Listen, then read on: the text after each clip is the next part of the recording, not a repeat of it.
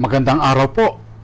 Kung titignan po ninyo sa Tagalog English Dictionary or sa Google Translate, ang Filipino daw ng commitment ay pangako. Hindi ako masaya sa ganyan translation. Kasi there are those who make promises pero wala namang commitment, di ba?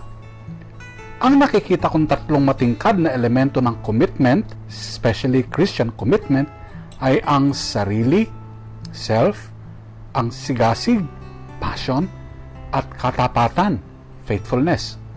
Kaya, gumawa na lang po ako ng Filipinong salita para sa commitment. Sa for sarili, sig for sigasig, at yung pan, yun po yung hulapi ng katapatan. Ang salita ay sasigatan for commitment. To commit oneself sa Filipino ay isasigat ang sarili. Ang state of commitment ay kasasigatan. Pwede. Pero at saka na lang muna natin gamitin yan kasi baka manibago lang kayo. Maraming issues tungkol sa commitment o sasigatan ang maaari nating talakayin. Pero mag-focus lang muna tayo sa tatlo ha. The commitment to affirm, the commitment to forgive, and the commitment to love in anonymity. Alam niyo po, ang buod o ang puso ng pagbasa natin ngayon, halimbawa sa first reading from the book of Joshua, speaks of committing oneself to serve the Lord. To love as Christ loves, nandiyan po sa ating second reading from the letter of Paul to the Ephesians. And to love as an unshakable witness of Christ, who has the words of eternal life, galing naman sa John chapter 6, ito po ang nakapaloob sa ating gospel. Tamang-tama rin naman siguro ang tunog ng sasigatan for commitment, katapatan at sigasig sa sarili sa kabila ng kasalungat na agos ng pag-iisip ng karamihan. That describes kasi what Christian commitment is, lalo na sa panahon ngayon. So tingnan natin ng masinsinan ang kahulugan ng commitment. Una, commitment means giving all that you have, not more than you have. Tandaan po ha, sa sarili mo po ito. Hindi mo maaaring i-commit ang ibang tao, kahit pa asawa mo yan o anak mo, sa kahit anong bagay. Ang dami ko kayang narinig na, Lord, bigyan mo ako ng anak. Promise. Pagmamadrihin ko yan o pagpapariin ko. Patay tayo dyan. At obviously, commitment means giving what you have, not what others have. At isang obvious na bagay, being committed does not mean giving what you don't have. Kasi, hindi naman talaga inaasahang ibigay mo yung wala sa iyo eh. Kaya magandang piece of advice, please, ha? Love as you can, not as you can't. Commitment requires that you give 100%, not more, and certainly not less. Ikalawa, commitment means working with determination, not waiting on destiny. Ibig sabihin nito, committed people, yung mga taong may sasigatan sa puso at isipan, do not rely on luck, on fate, or on destiny for their success. Kasi ang committed Christians hindi naniniwala sa swerte-swerte. Walang alatsamba sa Diyos. God either blesses you or He doesn't. At committed people know that trying times are no time to quit trying. Palaging nagpupursige, makulit magpursige. Ikatlo, commitment means quitting when the job is done, not when you are tired. Tama naman, di ba?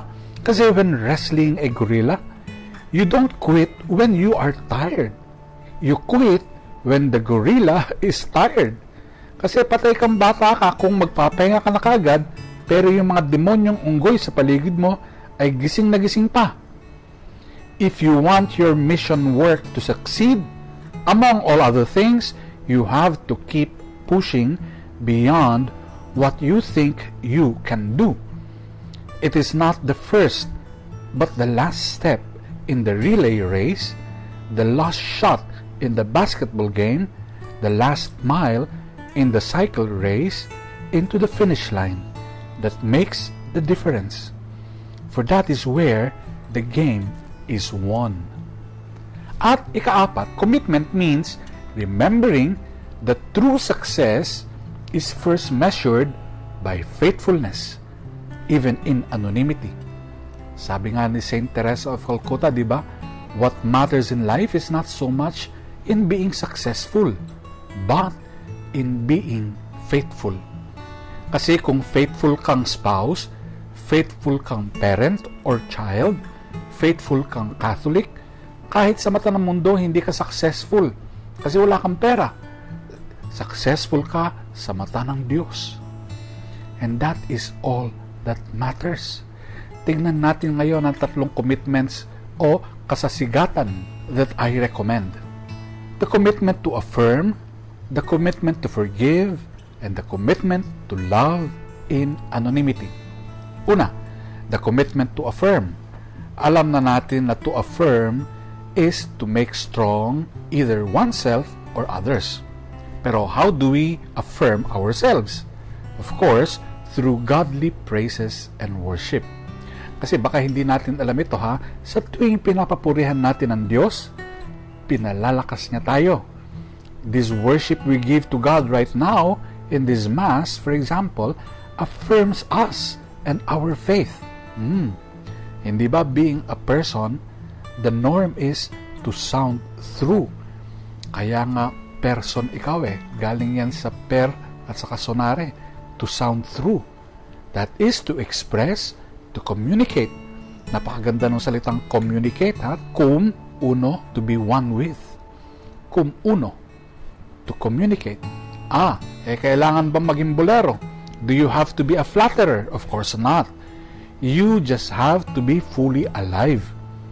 An affirming person doesn't even have to open his or her mouth to affirm. Just being around one, other people get strengthened by their presence. Ikalawa, the commitment to forgive. Maaalala nyo ba yung kwento ni Hosea at ng asawa niyang si Gomer na naging sexually unfaithful sa kanya? Interesting po ang sinabi ni God kay Hosea. Parang ganito kasi yung sinabi niya, Hosea, do you love this woman in spite of all that she has done to you?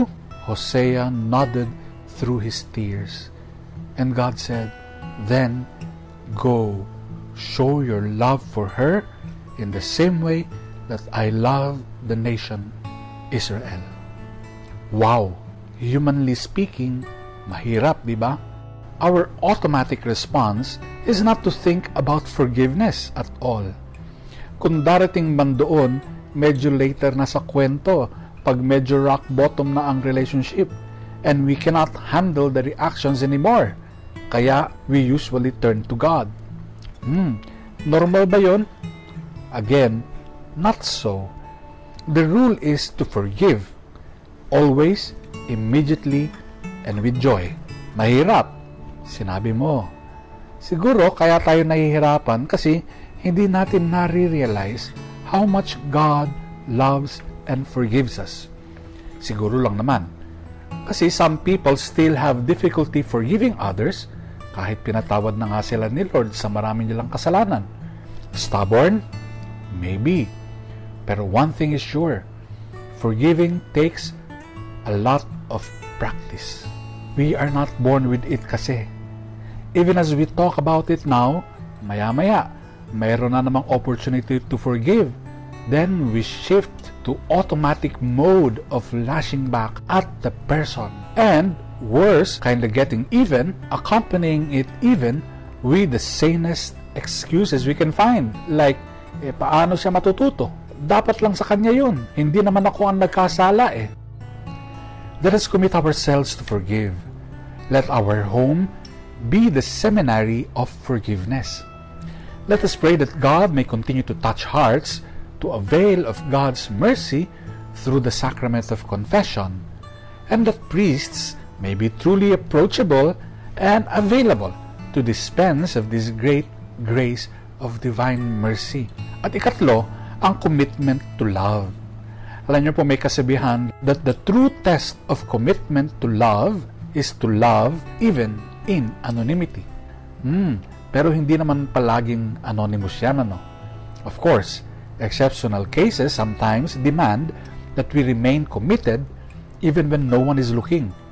But God or your angels alone. Tandaan natin na ang genuine love is a responsible personal love. It is not anonymous. Bakit? Kasi it has a name. That name is the most powerful name in heaven and on earth. Jesus. Pero tama rin naman si Rick Warren. Kilala niyo ba yon? Sabi niya, tell me what you are committed to, and I'll tell you what you'll be in 20 years. We become whatever we're committed to.